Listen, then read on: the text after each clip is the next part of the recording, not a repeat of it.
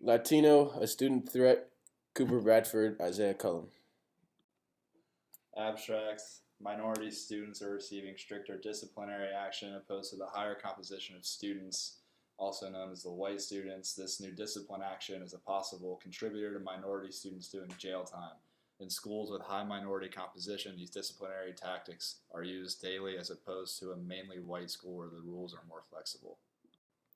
Our key words in this article are Latino, student composition, school discipline, minority threat, school to prison pipeline, and ethnic disparities. Latino, a term used in the United States to refer to people with cultural ties to Latin America. Student composition graph. This basically states that the public schools in the United States that are projected to be a major minority population in the year of 2014.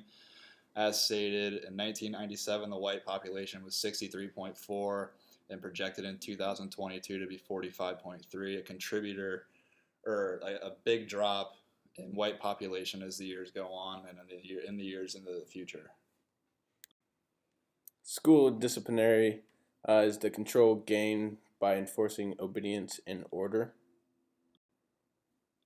Minority threat is a sociologic theory which proposes that the larger size of an outgroup, the more corresponding in-group perceives its threats its own interests.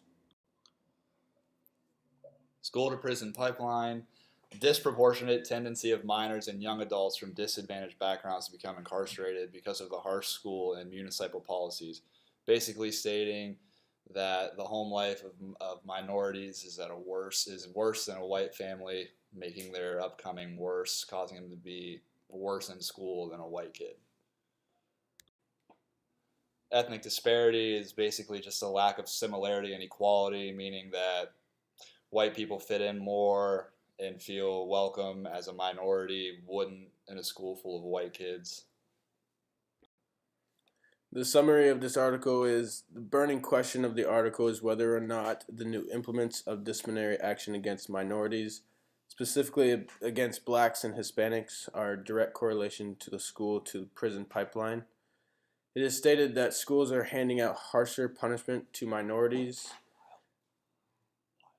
while trying to reduce school-based violations.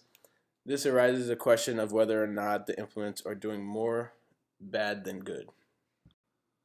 Forms of disciplinary action range from A to C, as you'll see in later slides. These are level A, could range from detention or class suspension to dress code violations, use of electronics during class, such as a cell phone, or public displays of affection.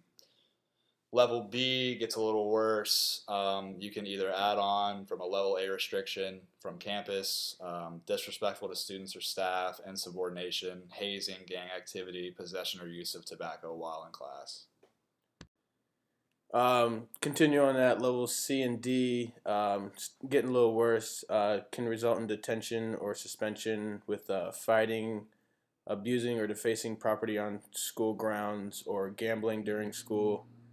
Level D is the major offenses resulting in 3 to 5 day suspension, which results or happens with drug paraphernalia, sexual harassment, and terrorist threats. The findings of this article, they surveyed 3,500 schools, ended up using the data from 2380. It says that in schools with higher minority student body, the disciplinary actions are greatly increased. We used a graph, boys of color more likely to be imprisoned based upon the definition from school to prison pipeline. As you can see, the black Hispanic in the purple is much higher than the white, which is orange, and is always continuing to go up. The research in this article is very in-depth, including a lot of statistical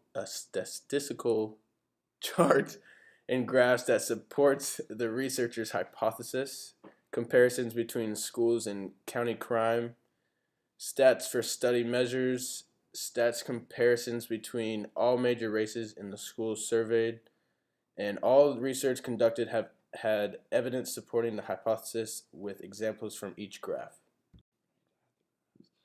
Table 1 is a descriptive stat for study measures. Table 2 is a binary logistic regression, results for availability of individual disciplinary policy.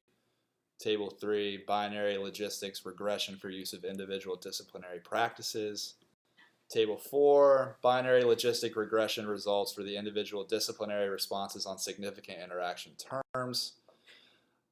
Figures, there's figure 1 and 2. Figure 1 is an interaction plot of simple slopes for the impact of percent of Latino students on probation use in low and high school crimes.